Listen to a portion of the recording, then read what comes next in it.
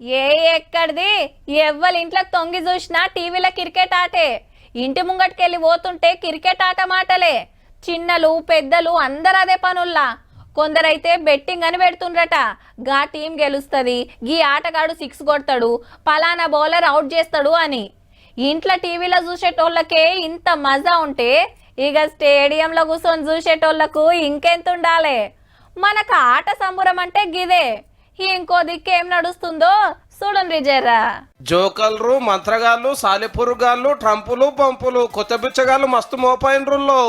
IPL cricket ఆటలు నడుస్తున్నాయి కదా. ఎవరు గెలుస్తారో, ఎవరిని రన్స్ కొడతారో, ఎవరిని వికెట్లు తీస్తారో ముందే చెప్తారట. మరి అదిగిన ఆటకు 5-6 గంటల ముందే అంటే బెట్టింగ్ బాబులకు సలహాలు ఇచ్చే దిక్కుమాలిన బ్యాచ్ ఫేస్బుక్ లా, ఇన్స్టాలా, ఎక్స్ లా జోరుగా ప్రచారం చేసుకుంటారు జ్యోతిష్యం చెప్తామా అని. అట్లని పుకట్ల కాదు, 1000 కాంచెలి 2000 దాకా ఫీజు.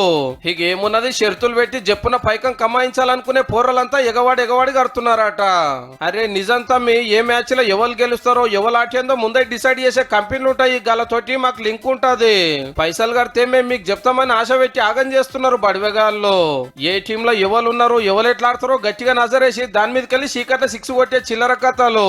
నిజంగానే ఈ తోప్ సింగ్ లకు ముందే తెలిస్తే వాళ్ళే బెట్టింగ్లు పెట్టి లక్షలు సంపాదిస్తారు. కానీ ఈ 1000-2000 చిల్లర ఎందుకు అడుక్కుంటారు? మాటలతోటి మత్పరిచి ఎవడేది చెప్తే అది నమ్మి ఉత్తగానే ఆగం కాకుండా జరా. ఆట అన్నప్పుడు ఎవరో ఒకరు గెలుస్తారు, ఒకరు ఓడిపోతారు. గాని వాళ్ళ కోసం మీ జిందగీ ఎందుకు బర్బాద్ చేసుకుంటారు? అంతలా ఒక ఆయుష్ ఉంటే టీవీలో చూసి మురుసోండ్రి. చెప్పంగిన వాళ్ళని చెడంగా చూడాలి అంటారు. ఇక మీ ఇష్టం మరి.